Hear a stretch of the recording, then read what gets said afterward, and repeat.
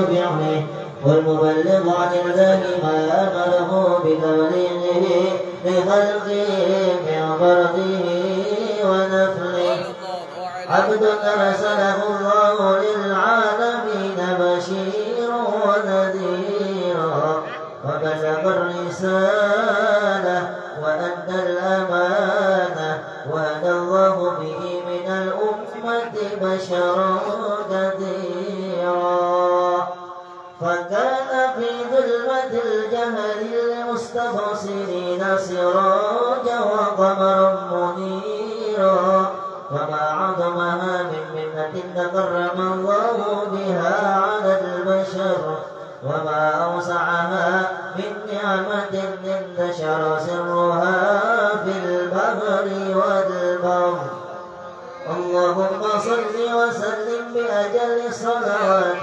وأجمعها والتحيات وأوسعها على هذا العبد الذي وفى بحق العبودية وبرز فيها بخلعة الكمال وقام بحق الربوبية في مواطن الخدمة لله وأكمل عليه غاية الإقبال صلاة يتصل بها روح المصلي عليه به صلاة يتصل بها روح المصلي عليه به صلاة يتصل بها روح المصلي عليه به وينبسط بقلبه نور سر تعلقه به وحبه ويكتب بها بعناية الله في حزبه وعلى آله وصحبه الذين ارتقوا صهوة المجد بقربه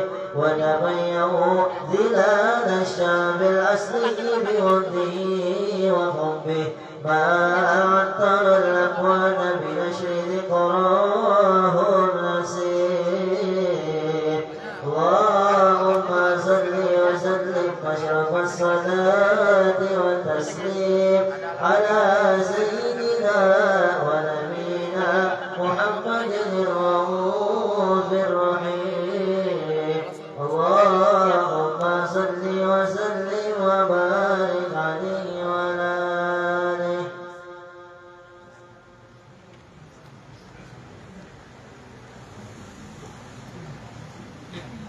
أما بعد فلما تعلق إرادة الله بالعلم القديم بظهور أسرار التخصيص للبشر الكريم بالتقديم والتكريم نفذت القدرة الباهرة بالنعمة الواسعة والمنة الغامرة فانطلقت بيدة التصوير للعالم المطلق الكبير عن جمال مشهود بالعليم حاول لوصف الكمال المطلق والحسن التام والزين فتنقل ذلك الجمال الميمون للأسباب الكريمة والبطون فما من صلب ضمة إلا وتمت عليه من الله النعمة وهو القمر التام الذي يتنقل في بروجه ليتشرف به موطن استقراره وموضع خروجه وقد قالت الأقدار الأزلية بما قضت وأظهرت من سر هذا النور ما أظهرت وخصصت به من خصصت فكان مستقره في الأسباب الفاخرة والأرحام الشريفة الطاهرة حتى برز في عالم الشهادة بشرا لا كالبشر ونورا حيرا الأفكار ظهوره وبهر فتعلق الهمة الراكب لهذه الحروب بأن يقوم في هذا القرطاس ما هو لديه من عجائب ذلك النور معروف وإن كانت الأصل لا تبي ببشر من شر أوصاف ذلك الموصوف تشويقا للسامعين من خواص المؤمنين وترويحا للمتعلقين بهذا النور المبين وإلا فأنا نضرب الأقلام عن شهور خير الأنام ولكن هزني إلى تنوين ما حفظته من سير أشرف المخلوقين وما أكرم الله به في مولده من الفضل الذي عم العالمين وبقيت رايته بالقول منشورة على مر الأيام والشهور والسنين. داعي التعلق بهذه الحضرة الكريمة وداعي التشوق إلى سماع أوصافها العظيمة، ولعل الله ينفع به المتكلم والسامع، ولعل الله ينفع به المتكلم والسامع، ولعل الله ينفع به المتكلم والسامع، ويدخلان بشفاعة هذا النبي الشافع، ويتروحان بروح ذلك النعيم. اللهم صل وسلم أشرف الصلاة والتسليم على سيدنا ونبينا محمد الرؤوف الرحيم. اللهم صل وسلم وبارك عليه وعلى آله. برسول الله والبدوي ورجال من بني عربي سلكوا في المنهج النبوي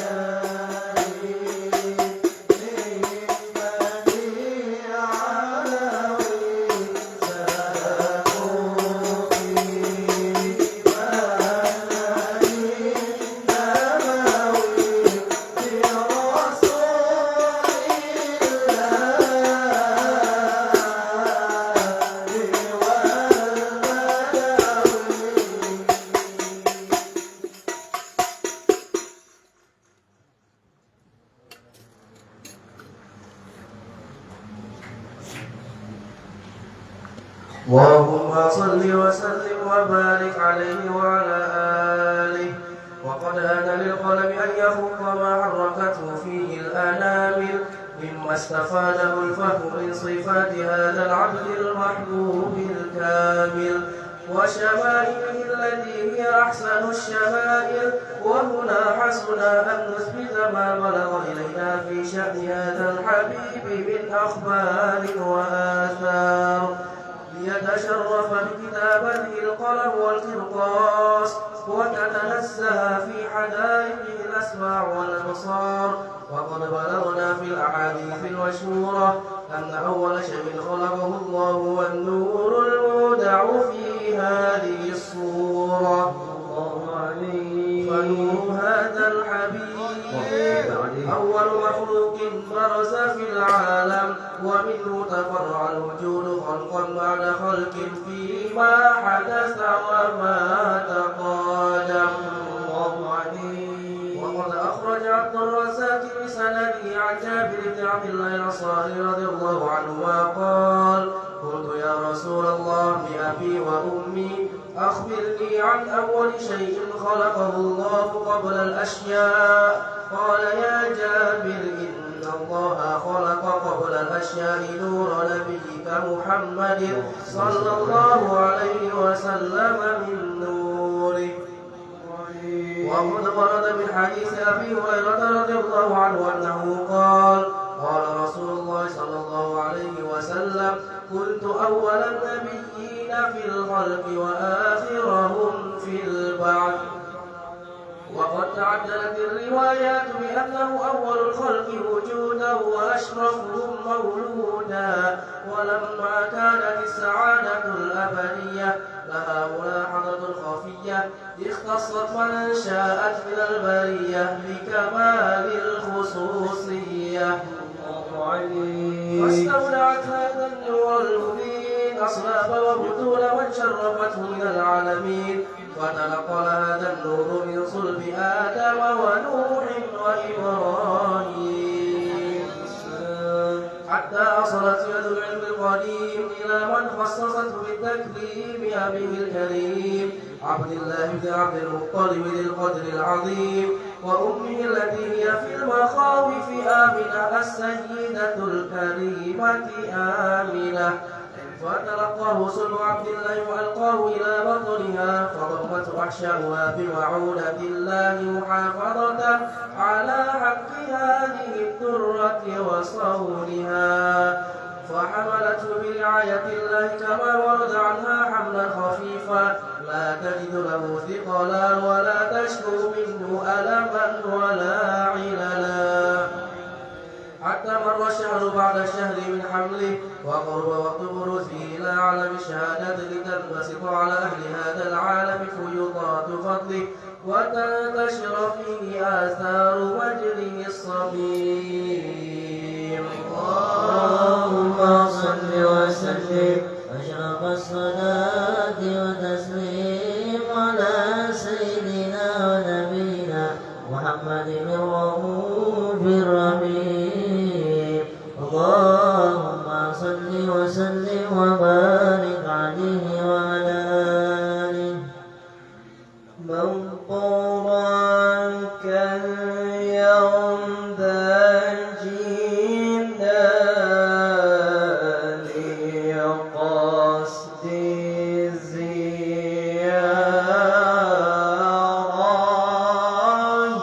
للإمام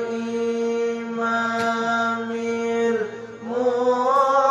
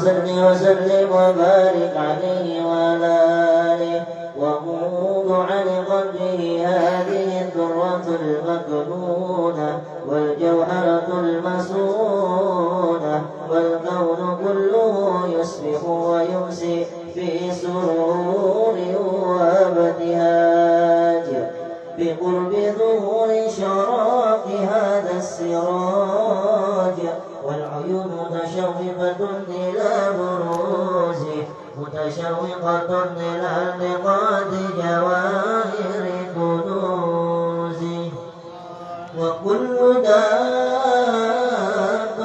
لقريش نطقت بفصيح العبارة معلنة بكمال البشارة وما من حامل حملت في ذلك العام إلا تأتي حملها بغلام من بركات وسعادة هذا الإمام ولم تزل الأرض والسماوات متنطقة بعطر الفرح بولاقة أشرف البريات وبروزه من عالم الخفاء إلى عالم الظهور بعد تنقله في البطون والظهور وأظهر الله في الوجود بهجة التكريم وبسط في العالم الكبير مائدة التشريف والتعظيم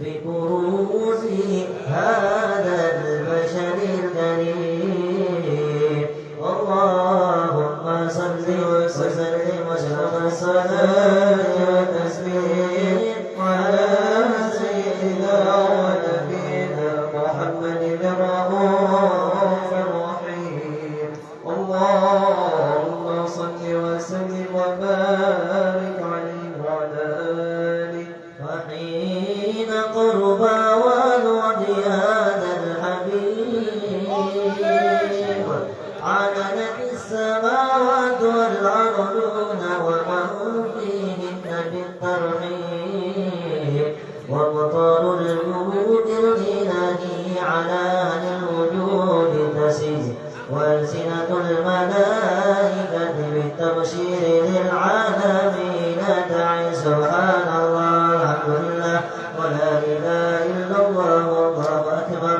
سبحان الله الحمد لله لا إله إلا الله والله أكبر سبحان الله الحمد لله لا إله إلا الله والله أكبر والقدرة كشفت بناء هذا المستور ليبرز نوره صلى الله عليه وسلم كاملا في عالم الظهور نورا فاق كل نور وأنقذ حقهم وعلى من أتم الله عليه النعمة من خواص الأمة أن يهدر عند وضعه أمة لانسا لجنبها المسعود ومشاركة لها في هذا السمات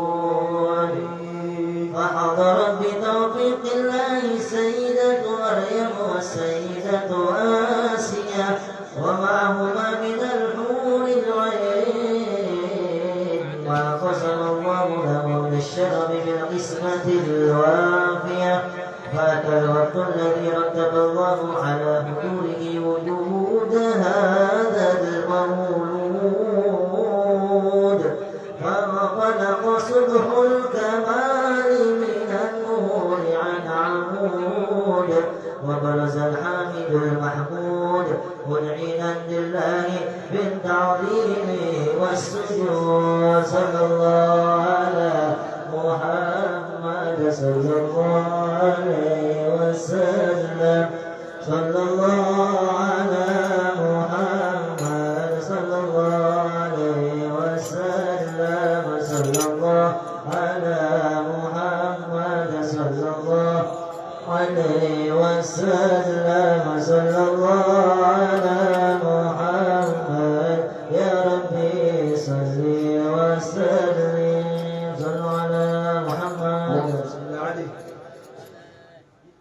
يا نبي سلام عليك يا رسول سلام عليك يا حبيب سلام عليك صلوات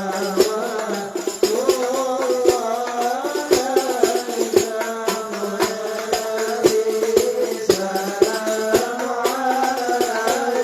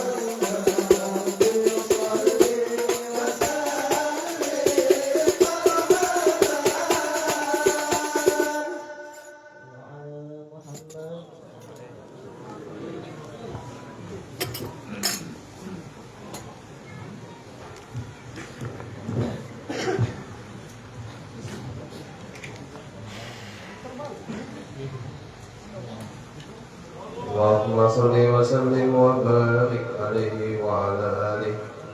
ولقد اتصف صلى الله عليه وسلم من محاسن الأخلاق بما تضيق عن كتابته متون الأوراق. كان صلى الله عليه وسلم أحسن الناس خلقا وخلقا وأولهم إلى مكارم الأخلاق سبقا وأوسعهم للمؤمنين علما ورفقا ورؤوفا لا يقول ولا يفعل إلا معروفا. له الخلق السهل واللفظ المحتوي على المعنى الجسد. إذا دعاه المسكين أجابه إجابة معجلة. وهو الأب الشفيق الرحيم باليتيم والأرملة. وله مع سهولة أخلاقه الهيبة القوية التي تبتعد منها فرائس الأقوياء من البرية.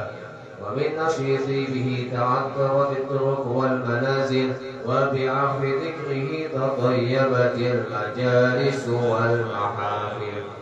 وهو صلى الله عليه وسلم جامع الصفات الكمالية والمنفرد في خلقه وخلقه بأشرف خصوصية. فما من خلق في البرية محمود إلا وهو متلقى عن زين الوجود. أجمله لوصف الحبيب وشانه وله العلا في مجده ومكانه. أوصاف عز قد تعالى مجدها أخذت على نجم السها بعنانه. وقد انبسط القلم في تنفيذ ما أفاده العلم من وقائع مولد النبي الكريم وحكاية ما أكرم ضبي هذا العبد المقرب من التكريم والتعظيم والخلق العظيم. فحسن مني أن أمسك أئنة الأخلاق في هذا المقام وأقرأ السلام على سيد الأنام. السلام عليك أيها النبي ورحمة الله وبركاته. السلام عليك أيها النبي ورحمة الله وبركاته. السلام عليك أيها النبي ورحمة الله وبركاته.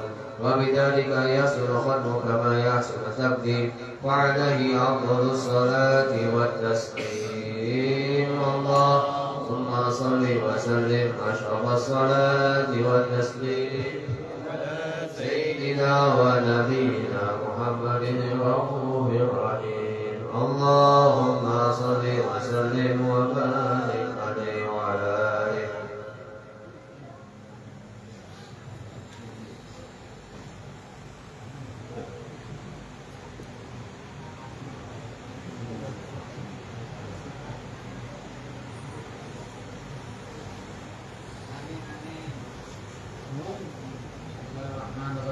اللهم صل وسلم على سيدنا محمد وعلى آل سيدنا محمد. ولما قدم فكر من درجة عصب محمدية عقودا توجهت إلى الله متوسلا بسيدي وحبيبي محمد صلى الله عليه وسلم أن يجعل سعيه فيه مشكورا وفيه محمودا وأن يكتب عملي بأعمال مقبولة وتوجهي بتوجهات خالصة وسيلات الموصولة. اللهم يا من إليك توجه وأعمال فتعود ظاهرة وعلى باب عزته تهد فتحصاها منه الولاة الغامرة. نتوجه إليك بأشرف وسائل لديك سيد المرسلين عبدك الصادق الأمين سيدنا محمد الذي عمت رسالته العالمين أن تصلي وتسلم على تلك الذات الكاملة مستدعي أمانتك وحفيظ سرك وحامل راية دعواتك الشاملة الأبي الأكبر المحبوب لك والمخصص بسلف الأفعال في كل موطن من موطن ترب ومدهر قاسم ذلك في عبادك وسالك ورسلسانك لأهل عبادك سيد القومين وأشرف الثقلين العبد المحبوب الخالص المخصوص منك بأجل الخصائص. اللهم صل وسلم عليه وعلى آله وأصحابه وأهل حضرة الكرام من أحبابه.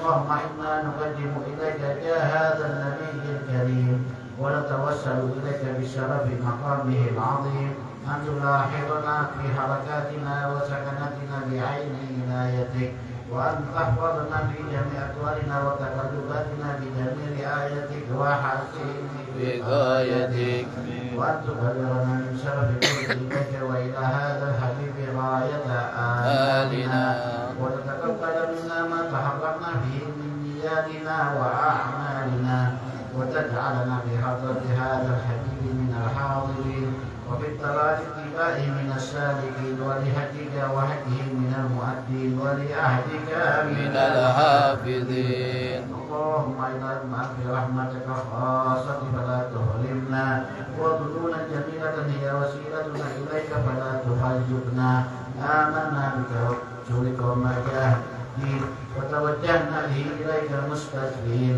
أن تقابل مسلماتنا بالغفران والمسيئات بالإحسان والسائل بما سأل والمؤمن بما أمل وأن تجعلنا ممن نصر هذا الحبيب وواله وظهره ومعرفته وسبب هدي أولادنا ووالدينا وأهل كفرنا ووالينا وجميع المسلمين والمسلمات المؤمنين والمؤمنات في جميع آدم ويتقين الضمير في جميع الأقطار منشورة ومعالم الإسلام والإيمان في أهلها معمورة معنى منصورة واصف اللهم كربة المكروبين واقضي دين المدينين واغفر للمذنبين وتقبل توبة التائبين وانشر رحمتك على عبادك المؤمنين أجمعين واغفر شر المعتدين والظالمين وابسط الأدب إلى الحق في جميع النواهي والأقطار وأعيذهم بك منك والنصر على المعاندين ومن المنافقين والكفار واجعلنا يا رب في حسن حسين من جميع البلايا وفي الحرز المكين من الذنوب والخطايا وعلمنا بعمل بطاعتك وصدق في خدمتك القائمين وإذا توفنا فتوفنا مسلمين مؤمنين واختم لنا منك بخير أجمعين وصل وسلم على هذا الحبيب المحبوب للأجساد والأرواح والقلوب وعلى آله وصحبه ومن إليه منسوب وآخر دعوانا أن الحمد لله رب العالمين بسر الفاتحة.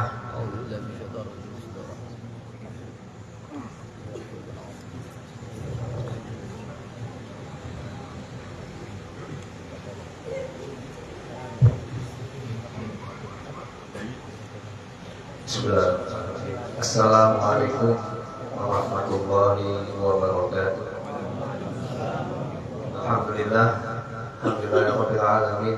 Wassalatu wassalamu ala asyrofil anbiya'i wal mursalin sayyidina wa maulana Muhammadin wa ala alihi wa sahbihi ajma'in, amma ba'd. Pertama-tama yang kita muliakan para habaib kita, tamu kita, terkhusus kepada Al-Habib Abu Bakar bin Al-Habib Ali Masyhur bin Syekh bin Salim hafizahullah wa ra'ah. Begitu juga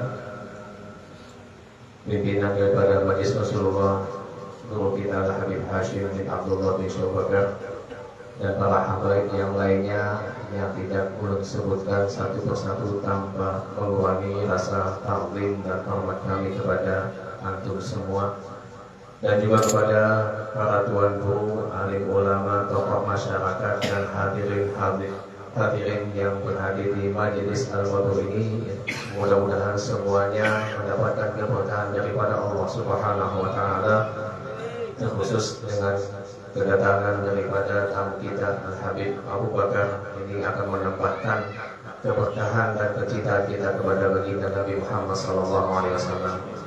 Di sini ulun berdiri mewakili daripada tuan rumah, guru kita Kiai Haji Muhammad Mansur sebagai Shahibul Bait, dan mengucapkan ribuan terima kasih sebanyak-banyaknya kepada para relawan, teman-teman yang telah membantu atas terlaksananya perayaan Maulid baginda Nabi Muhammad SAW ini, dan juga para donatur yang telah menyumbangkan entah itu pikiran, tenaga, ataupun yang lainnya. Mudah-mudahan Allah tambahkan rezeki mereka, Allah berikan keberkahan bagi mereka semua. Karena kebetulan acara ini mendadak, tanpa diduga-duga. Mungkin seminggu sebelum ini baru direncanakan Padahal tadi pagi baru saja acara khusus untuk muslimah, lanjut malam ini khusus untuk kaum muslimin laki-laki. Yang mudah-mudahan lelah daripada teman-teman yang telah bersedia untuk khidmah untuk majelis perayaan Maulid ini, Allah tambahkan kekuatan iman dan mahabbah kepada baginda Nabi Muhammad SAW. Dan tak lupa juga mewakili daripada Sohibet mengucapkan minta maaf sebanyak-banyaknya jika ada kekurangan dalam sambutan ataupun sajian ataupun yang lainnya, karena kita semua adalah manusia, pasti ada kekurangan. Setelah ini kita akan bersama-sama mendengarkan mau'izah hasanah yang akan disampaikan oleh Al-Habib Abu Bakar bin Habib Ali Al-Masyhur, yang insyaallah akan diterjemahkan oleh guru kita Al-Habib Hashim bin Abdullah bin Abu Bakar wa Nabu Afwan Habib Al-Ustaz Mansur Yakumikum Al-Mau'izah tahta yukin himmah fi hudud al-majalis al-ilm wal maulid wa kadalik naftumikum afwa law fi nuqsan atau taksir fi muqaddimah atau fi taqdim atau istiqbal wa nasduk minkum ala ziyaratikum asa an yudima lana hadha ziyarah wa yakuna hadha ikhtibat mahabbah wa syauqan bijadikum Mustafa Muhammad SAW. Sekarang sama-sama kita dengarkan ceramah beliau ya, dengan hati dan juga dengan telinga. Mudah-mudahan ini menjadi manfaat bagi kita dan berkah bagi kita semua. Amin. Wassalamualaikum warahmatullahi wabarakatuh. Saya minta tolong ya untuk mendengarkan dari beliau. Saya berupaya yang beban ini untuk menerjemahkan sebaik mungkin, tidak lebih tidak kurang. Tapi saya takut lebih takut kurang, apalagi meleset. Habib bilang A, saya bilang C.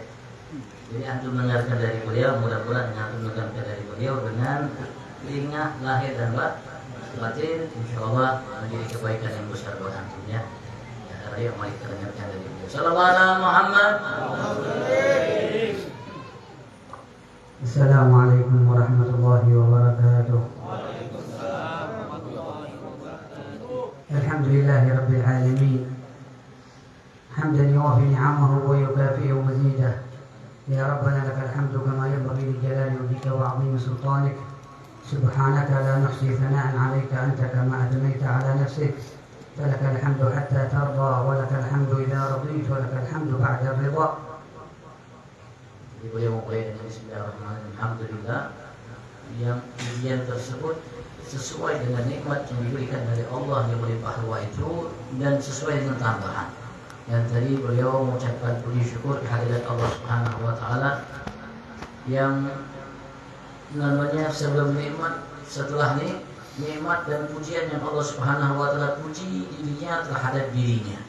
Dan mudah-mudahan Allah Subhanahu wa taala dengan pujian tersebut menjadikan kita hamba yang dipandang sebagai hamba yang pandai bersyukur. Wassalatu wassalamu ala sayyidil hamidin wa sayyidil syakirin wa sayyidil dhakirin.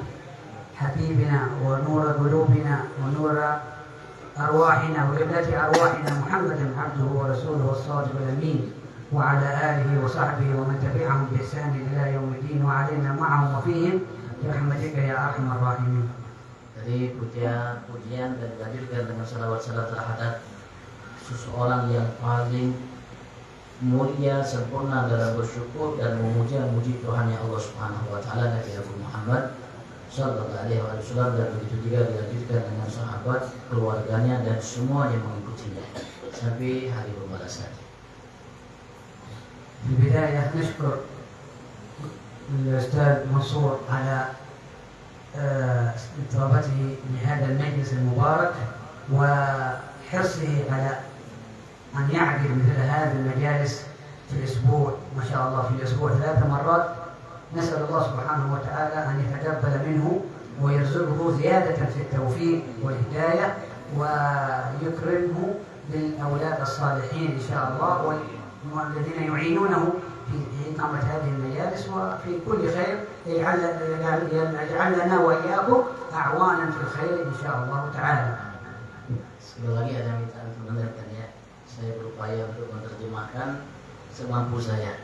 Beliau mengucapkan namanya ribuan terima kasih sebagai namanya ungkapan beliau memberikan motivasi dan doa kepada guru kita, Guru Mansur, yang luar biasa mengadakan majelis setiap harinya, setiap minggunya 3 kali mudah-mudahan. Dan beliau tadi mendoakan beliau mudah-mudahan Allah Subhanahu wa taala bantu beliau, memberikan beliau anak keturunan yang insya Allah yang bisa membantu beliau dalam menjalankan majelis seperti ini, dan mudah-mudahan Allah Subhanahu wa taala insya Allah tidak haramkan kebaikan dan keberkahan yang kita di saat ini, di malam hari ini duduk di tempat ini berkah wasilah beliau.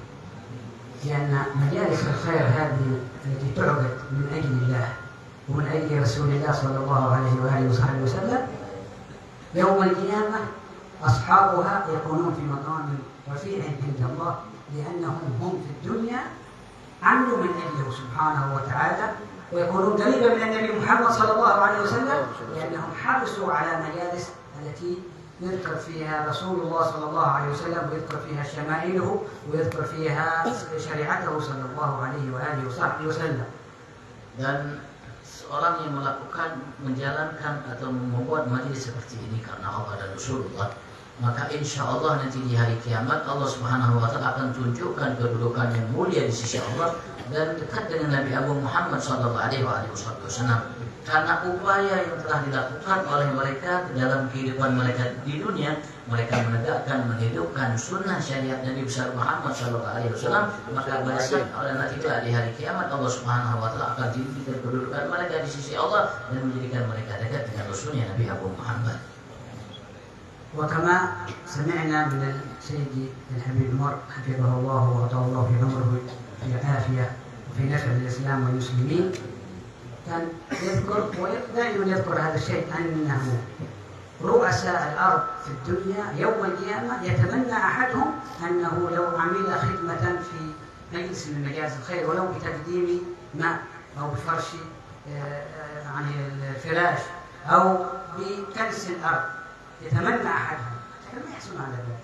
لكن الله سبحانه وتعالى كرمنا وإياكم بالحضور وفي الخدمة في هذا المجال، نسأل الله أن يثبتنا على ذلك يا رب.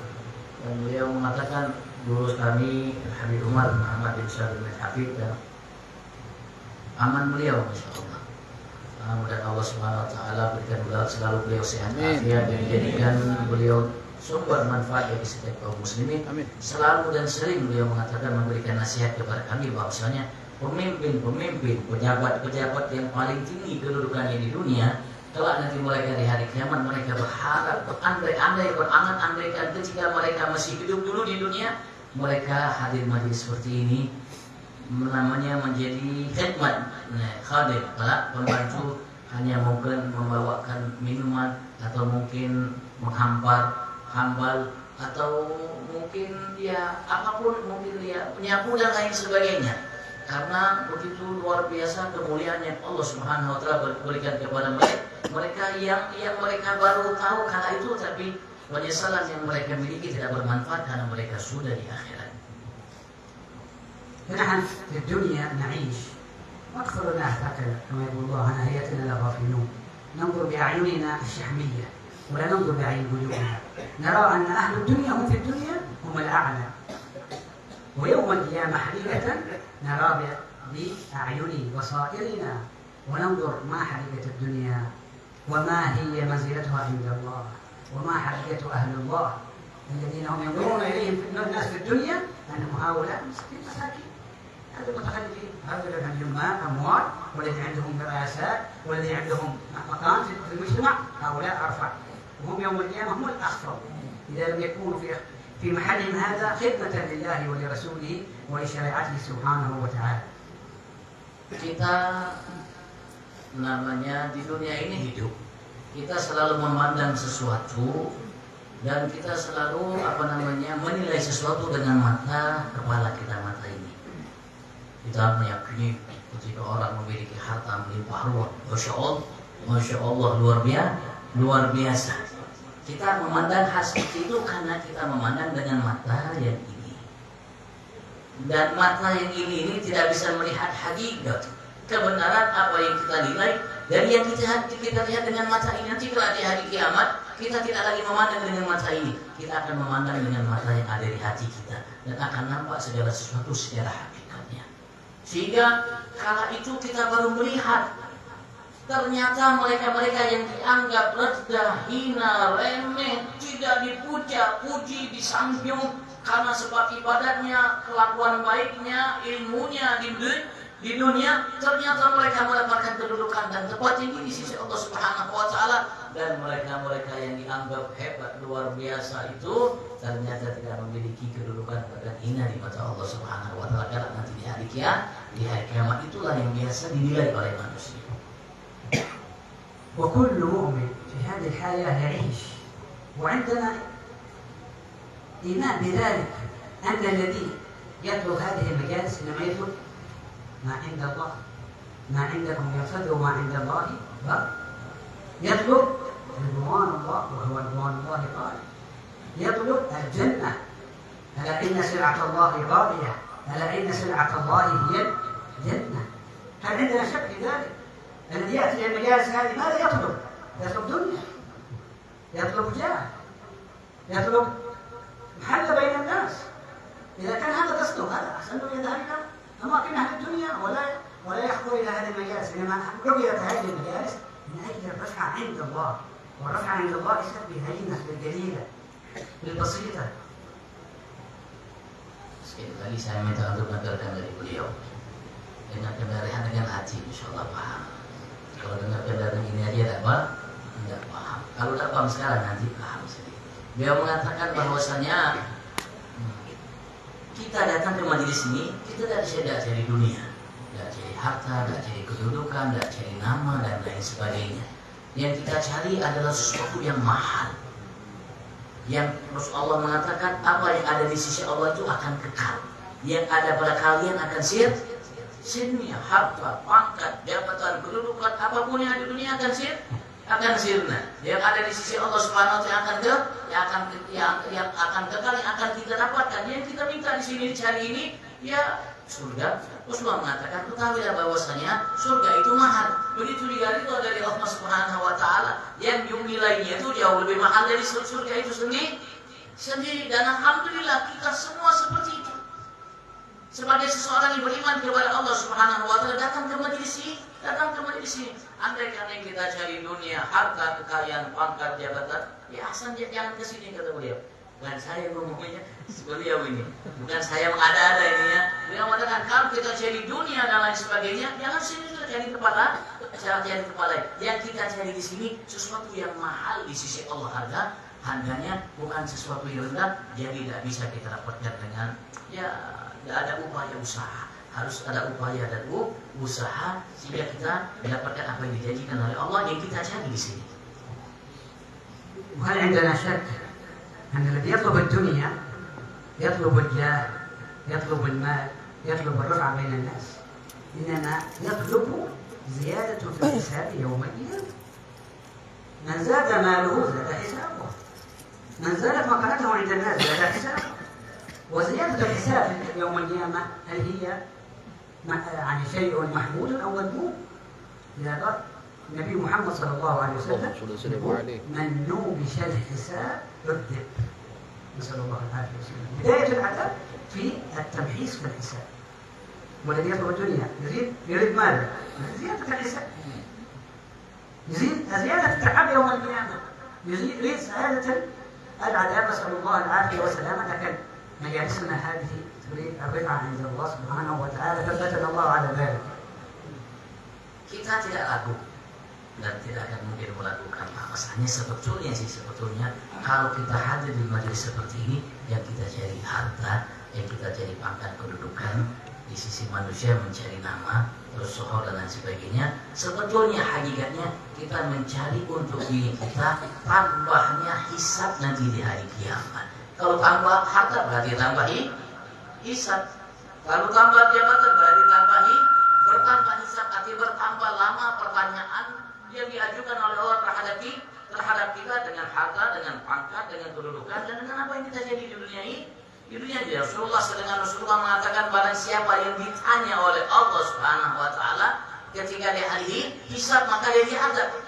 Apa maksudnya di atas? Ya karena pertanyaan itu harus namanya kita jawab dengan benar. Ketika kita ditanyakan namanya berat. Ditanya berat walaupun kita mungkin tidak bersalah. Bagaimana kalau kita bersalah? Makanya ya hakikatnya kalau yang kita cari dengan hadirnya kita di tempat ini harta dan lain sebagainya, maka berarti kita menambahkan buat diri kita ihsan. Mudah-mudahan Allah Subhanahu wa taala mantapkan kita insyaallah dalam jalan yang benar. ويكفينا فخر في هذه المجالس أن الملائكة الذين هم معصومون وهم مطيعون لله سبحانه وتعالى عباد لله مكرمون هم يحرصون على ماذا؟ على حضور مجالس أهل الدنيا وأهل اللهو وأهل اللعب وأهل المباريات. هم يحرصون على ذلك ولا يحرصون على ماذا؟ على مجالسنا هذه المتواضعة، المجالس هذه التي بسد الله من أجلها. هم يحرصون على ذلك. لماذا؟ لأنهم يعرفون منزلة هذه المجالس ومنزلة المجالس الأخرى عند الله. فهم لا يأتون إلى تلك المجالس بل يأتون إلى هذه المجالس لأنهم حريصون على ما يقربهم إلى الله سبحانه وتعالى. Dan sudah merupakan suatu kebanggaan yang besar bagi setiap kita dengan hadirnya majelis seperti ini. Allah Subhanahu wa taala jadikan para malaikat yang maksum, yang tidak melakukan salah, mereka menghadiri majelis ini. Mereka tidak pernah menghadiri majelis orang yang cari dunia, bola kaki, Indonesia atau sama Saudi dan lain sebagainya. Mereka tidak hadir namanya majelis-majelis seperti ini, apalagi majelis-majelis yang lahu, yang ada kebaikan, ada kebaikannya. Yang dicari hanya dunia dan kepuasannya. Tapi subhanallah, mereka walaupun kelihatannya secara kasarnya, oh masya Allah, dengan megah, dengan meriah, dengan berbagai macam. Tapi majelis yang seperti ini majelis mutawaddi, alhamdulillah, tapi masya Allah di malam hari ini banyak lampunya bermansur. Luar biasa. Berkat ini adalah karena tadi siang kan ada majelis ini. Karena anak saya tadi, masya Allah, dulu mansur ini bisa berhias-hias ini, kapan dia menghias ini? Oh ternyata dari siang majelis ini ya. Masya Allah, tapi mereka subhanallah hadir di majelis seperti ini. Hadir mereka para malaikat di majelis seperti ini. Kenapa? Karena mereka tahu apa yang disiapkan dan diberikan oleh Allah Subhanahu wa taala untuk mereka yang hadir di majelis seperti ini. Sampai Allah pun perintahkan mereka untuk menghadirinya. Sampai mereka pun mencari-cari majelis seperti ini dan mereka mendatanginya. وكل واحد يسأل نفسه ما هو الأفضل المجلس الذي فيه الملائكة ولا المجلس الذي ليس فيه ملائكة فيه شياطين والعياذ بالله. كل واحد يعرف هذا الشيء ولا يحتاج إلى أحد يجاوبه في هذا الشيء. Kita tahu Pak, majelis mana yang sebaiknya kita hadiri, yang mulia. Apakah majelis yang dihadiri oleh para malaikat atau majelis yang tidak dihadiri oleh para malaikat? Saya kira kata beliau tidak mungkin, tidak perlu namanya dijawab pertanyaan ini. Kita tak tahu.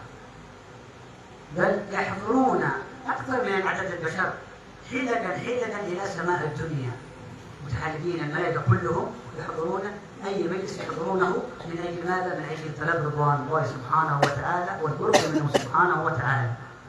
Mereka bahkan Rasulullah katakan hilakan berhalaqah sampai ke langit sana yang jumlah mereka itu jauh lebih banyak dari kita malaikat yang mereka cari adalah dari Tuhan ya Allah dan agar mereka bertambah lebih dekat dengan Tuhan ya Allah Subhanahu wa taala. وأقل شيء يحصل عليه الإنسان في حضوره مجلس الخير أقل شيء غفران الذنوب، وهذا عظيم عند الله سبحانه وتعالى. أن قوموا مغفورا لكم كما ينادي كما هو في الحديث القدسي. أما مجالس أهل الدنيا أقلها الإنسان يحصل على سيئة واحدة، سيئتين، 3، 4، غيبة، نميمة، كذب، استهزاء، صح؟ وأي المجالس أفضل؟ Paling minim yang kita dapatkan dengan hadirnya kita di majelis ini, seperti yang Rasulullah sampaikan dalam hadis qudsi, ada seruan yang menyatakan bangunlah kalian dari tempat ini, majelis seperti ini telah diampuni dosa-dosa kalian. Artinya ampunan dosa itu bukan sesuatu yang rendah, sesuatu yang yang mahal harganya di sisi Allah Subhanahu wa taala. Tapi kalau kita namanya lihat majelis-majelis yang lain itu, mereka paling tidak mengumpat, berdusta, merendahkan orang, mencaci orang dan lain sebagainya. Paling tidak dicatat 1 kesalahan, 2 kesalahan, 3 atau salah atau lebih dari itu. وأنا فخر في هذه المجالس أن النبي صلى الله عليه وسلم سماها مجالس الجنة، كما يقول الحديث: إذا مررتم برياض الجنة فارتعوا. إذا ما رياض الجنة يا رسول الله؟ قال حلب الذكر، وفي رواية مجالس حلب العلم أو مجالس العلم. فهذه رياض الجنة، يعني مجالس أهل الجنة، وصفها النبي بالجنة. Dan sudah merupakan suatu kebanggaan yang besar kepada kita yang hadir di majelis seperti ini, karena Rasulullah sendiri melalui lisannya dengan tegas mengatakan bahwasanya ini adalah majelis surga, taman surga. Rasulullah mengatakan ketika kalian melintas taman surga, maka mampirlah. Ketika ditanya, Rasulullah mengatakan kelompok orang-orang yang berkelompok berhalangah untuk mengingat Allah, dalam riwayat kelompok yang belajar ilmu. Jadi Rasulullah sendiri yang langsung menamakan tempat majelis seperti adalah taman surga Allah Subhanahu wa taala. Itu merupakan sesuatu kebanggaan yang luar biasa bagi setiap kita yang hadir di majelis seperti itu. والجنة حقيقتها هي فيها راحة وفيها نعيم. واحد يقول هذه مجالس الجنة، احنا لما نجلس هذه المجالس ما نشرب النعيم الذي فيها. النبي يقول فيها مجالس الجنة، ونحن ما نشرب النعيم، نحن لأننا مذنبون مخطئون. والنعيم في الدنيا ما يشربه الإنسان الذي هو ذوق حلاوة الإيمان، كما يقول الله سبحانه وتعالى، كما يقول النبي محمد: ذاق طعم الإيمان من رضي بالله ربا وبالإسلام دينا وبمحمد نبيا. إذا تحققنا بذلك نذوق طعم الإيمان، نذوق طعم مجالس الخير. لهذا نجد الأولياء والصالحين كثير من العلماء هم يرتاحون في هذه المجالس، يتعبون أنفسهم. الناس يقولون يتعبون أنفسهم، يروح المجلس الأول، المجلس الثاني، المجلس الثالث، يقول هذا مسكين يتعب نفسه. ما هو تعب نفسه، نحن نرتاح في هذه المجالس، نرتاح. إذا بدنا نرتاح ما ننام، ما نأكل، ما نشرب، نجلس في مجالس الخير نرتاح، لأن أرواحهم هي تستلذ بتلك المجالس. فنحن لو وصلنا إلى درجة هؤلاء الأولياء والصالحين سنستلذ. نحن لما عندنا كثير الذنوب وكثير المعاصي ما نشعر بهذا، لكننا نتشبه بهم، ومن تشبه بقوم فهو منهم. Sekali lagi dengarkan dari beliau. Kita mungkin kita yang hadir mungkin kita agak sedikit namanya merasa heran kok Rasulullah menamakan taman surga. Artinya taman surga itu tempat kita mendapatkan kenikmatan, senang, bahagia, masya Allah. Tapi ternyata mungkin sebagian kita tidak merasakan itu, sehingga ia merasa heran kok Rasulullah menamakan taman surga apa? Dia mengatakan kenapa? Karena kita sebelumnya banyak dosa, banyak salah, sehingga kita tidak merasakan nikmatnya hadir di majelis seperti ini. Kalau kita perhatikan orang-orang yang baik, orang-orang soleh, yang Rasulullah mengatakan akan merasakan rasanya manis nikmatnya iman itu setiap mereka yang ridho betul-betul terhadap Allah sebagai Tuhan, Nabi Muhammad sebagai Nabi, Islam sebagai agama. Kalau seorang di antara kita betul-betul menjalankan itu, maka dia akan merasakan nikmatnya iman itu, maka dia akan merasakan nikmatnya hadir di majelis seperti ini. Maka kita kadang-kadang kita melihat ada orang-orang baik, mereka hadir di majelis, kadang-kadang mungkin mereka syebeh, susah mereka untuk pergi ke sana ke sini, tapi luar biasa mereka paksakan diri untuk hadir majelis seperti ini. Untuk hadir majelis seperti ini, kita mungkin ngomong, ya Allah kesian banget si fulan itu maksakan diri untuk majelis. Sebetulnya bukan kesian, kenapa? Karena mereka merasakan nikmatnya hadir majelis seperti ini, sehingga mereka paksakan untuk hadir. Kenapa? Karena mereka merasakan nikmatnya. Ketika mereka hadir, mereka merasakan suatu kenikmatan. Artinya seharusnya kita tidak merasa kesian kepada mereka. Kesian kepada mereka yang harusnya kita kesian juga Ini kita kenapa? Karena kita tidak merasakan apa yang mereka rasakan dari kenikmatan tersebut yang tidak kita rasakan. Hakikatnya mereka itu namanya merasa nikmat, sedang bahagia luar biasa dengan hadir mereka di majelis seperti ini, bukan mereka mencampaikan diri mereka untuk hadir.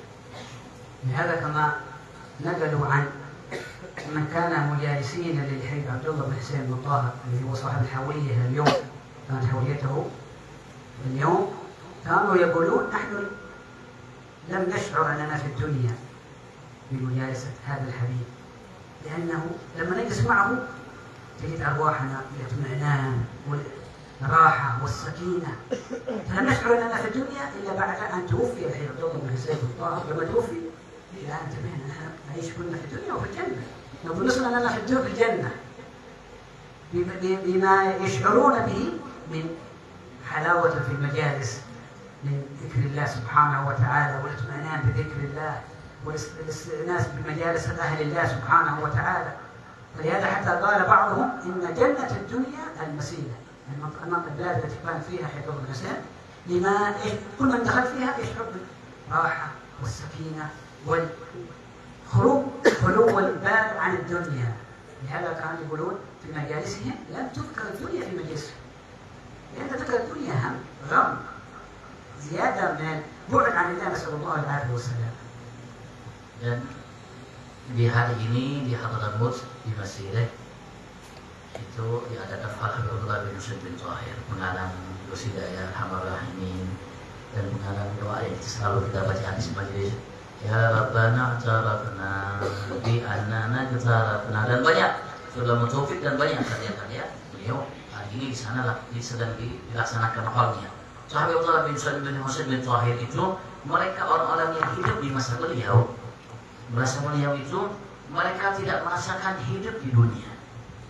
Mereka merasakan seakan-akan mereka hidup di akhirat, karena sebab mereka merasakan ketenangan hati, jiwa, kenikmatan yang luar biasa ketika mereka duduk bersama Habib Abdullah bin Husain bin Tahir ini, sehingga mereka melupakan dunia dan mereka baru merasa hidup di dunia ini. Di dunia itu tak kalah Habib Abdullah bin Husain meninggal. Ketika beliau meninggal, baru mereka merasakan hidup di dunia. Ya kenapa? Karena apa yang mereka rasakan ketika hidupnya Habib Abdullah bin Husain bin Tahir, sehingga mereka mengatakan ketika majelis beliau itu atau majelis orang baik itu tidak pernah sedikit pun disebutkan dunia dan apa-apa yang berada kaitan dengan dunia, sehingga mereka merasakan suatu kenikmatan yang luar biasa. هذا نسأل الله أن يثبتنا إن شاء الله على حضور هذه المجالس، وكما ورد عن نبينا داود عليه السلام كان يقول في مناجاته لله سبحانه وتعالى يا رب إذا رأيتني أتجاوز مجالس أهل الذكر فاكسر ذكري دونهم حتى لا أتجاوزها. Dan Allah mudahkan kita istiqomahkan kita untuk hadir majelis seperti ini. Diriwayatkan bahwa Nabi Daud pernah memohon kepada Allah, ya Allah, andaikan kakiku ini melewati majelis zikir, majelis ilmu, andaikan aku lewati, ya Allah, aku minta kepada Engkau patahkan kakiku sehingga aku tidak melewatinya. Aku ingin hadir bersama mereka luar biasa. Itu Nabi Daud. نسأل الله سبحانه وتعالى أن يلهمنا وإياكم بالقبول والإقبال، وأن يوفقنا وإياكم للحرص على مجالس أهل الخير، ومجالس العلم، ومجالس التذكير، ومجالس القرب من الله سبحانه وتعالى، حتى يحيينا وإياكم إن شاء الله مع أهل الخير. Mudah-mudahan Allah Subhanahu Wa Taala mudahkan kita insya Allah hadir seperti majelis seperti ini dan menjadi hamba-hamba yang insya Allah Allah Subhanahu Wa Taala selalu dapat bantuan pertolongan dari Allah Subhanahu Wa Taala untuk hadir di majelis seperti ini, di majelis seperti ini, dan mudah-mudahan Allah Subhanahu Wa Taala terima doa yang tadi beliau doa, dan kita minta lagi beliau tambahkan doa. Amin. وأن يبارك في الأستاذ منصور إن شاء الله ويعطيه الصحة والعافية، يبلغه ما نماه ما تصدق، وأن يتقبل منه في إقامته هذه المجالس العلم ومجالس الذكر، ويجعلها في ميزان حسناته، ويرزقه الإخلاص والصدق والمحبة لله ولرسوله وللسلف الصالحين إن شاء الله وأهل البيت، وأن الله يجعل له أعوانا على الخير، ويجعلنا وإياكم جميعا متعاونين على البر والتقوى، جعلنا من الذين آمنوا وعملوا الصالحات وتواصوا بالحق وتواصوا بالصبر يرزقنا كل خير وعاملنا معاملة أهل الخير. اجعلنا وإياكم مفاتيحا للخير ومغاليق للشر. يرزقنا بما يحب واجعلنا فيمن يحب. اللهم ارزقنا حبك وحب من يحبك وحب عمل يقربنا إلى حبك. اللهم إن حبك وحب رسولك محمد صلى الله عليه وسلم أحب إلينا من كل شيء. اللهم إنا نسألك من خير ما سألك منه عبدك ونبيك محمد صلى الله عليه وسلم وعبادك الصالحون. نعوذ بك من استعاذك من عبدك ونبيك محمد صلى الله عليه وسلم وعبادك الصالحون. نسألك الجنة وما يقرب إليها من قول وعمل ونية واعتقاد. نعوذ بك من النار وما قرب إليها من قول وعمل ونية واعتقاد. اللهم ارفع منزل أمة سيدنا محمد من الآذى والبلاء والفتن والمحن ما ظهر منها وما بطن. اللهم ول علينا خيارنا واصرف عنا شرارنا ولا تؤاخذنا بسيئات أعمالنا. اللهم انصر المستضعفين من إخواننا في كل مكان خصوصا في غزة وفي بيت المقدس وفي الشام وفي اليمن وفي العراق وفي جميع بقاع الأرض. خذلهم وصلهم وتولهم والهمهم رشدهم وفقنا وإياهم لما تحبه وترضاه والطب بنا وإياهم فيما تجري به القضاء. اللهم إنا عليك الضعفاء فقوي في إرضاك ضعفنا وخذ إلى الخير بناصيتنا واجعل الإسلام منتهى رضانا. اللهم إنا الضعفاء فقوينا وفقنا فقرنا وأجلنا فأعزنا بفضلك عن سواك يا أرحم الراحمين يا أرحم الراحمين يا أرحم الراحمين. فرج على المسلمين يا أرحم الراحمين يا أرحم الراحمين يا أرحم الراحمين. فرج على المسلمين يا أرحم الراحمين يا أرحم الراحمين يا أرحم الراحمين. فرج على المسلمين برحمتك يا أرحم الراحمين يا أكرم الأكرمين. صلى الله على سيدنا محمد وآله وصحبه وسلم والحمد لله رب العالمين. بسم الفاتحة.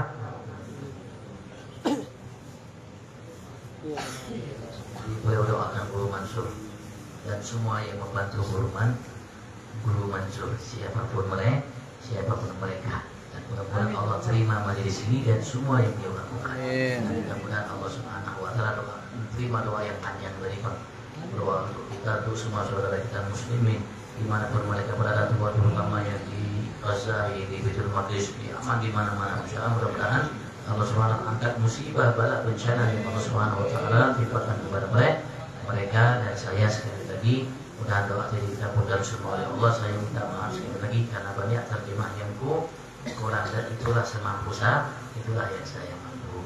Saya mengharap doa dari antum. Andaikan datang orang-orang seperti Habib Abu Bakar ini yang panjang-panjang itu, saya bisa menerjemahkan semua yang ada walaupun sepanjang langit itu yang mereka bisa. Assalamualaikum. Dan saya minta terutama maaf kepada Guru Mansur, kepada habaib tokoh agama dan semua ahli bait ini, majelis yang mulia di majelis Al-Mabrur. Insyaallah. Assalamualaikum warahmatullahi wabarakatuh.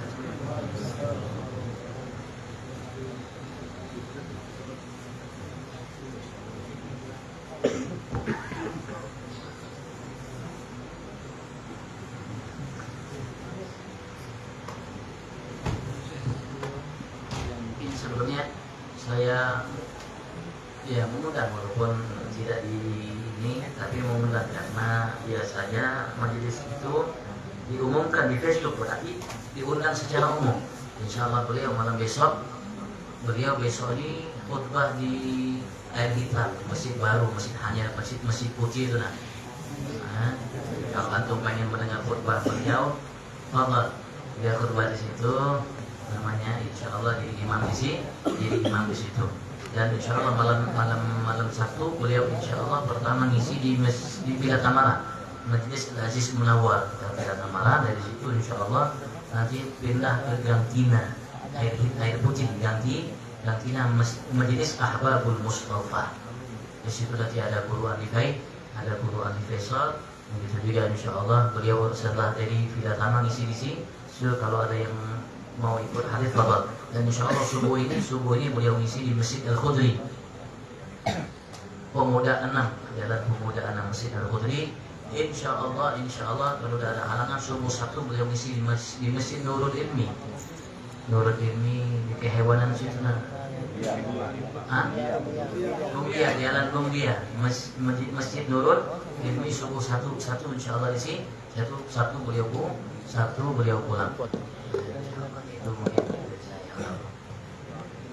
Beliau keponakan aku langsung, Masya Allah. Ayah beliau ini kakaknya Habib Umar, gurunya Habib Umar, bagikan abahnya Habib Umar. Alhamdulillah, Allah berkahi beliau. Amin.